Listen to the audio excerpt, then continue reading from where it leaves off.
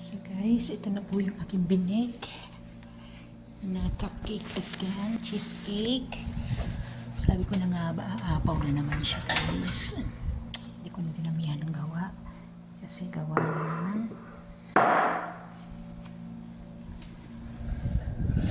Itong isa, stir naman. Try natin kung dito na siya guys. Sasaksukin natin.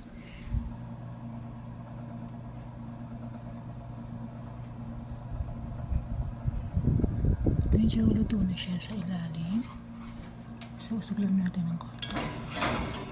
Patayin natin.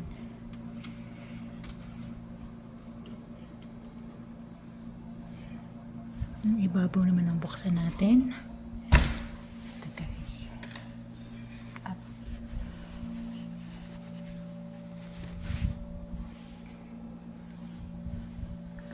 Ito na siya guys.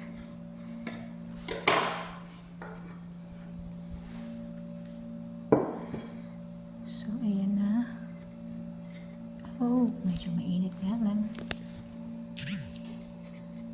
Ayan. Ang init. Ayan, nagaluto na siya. Oh, wow, wow, wow, wow.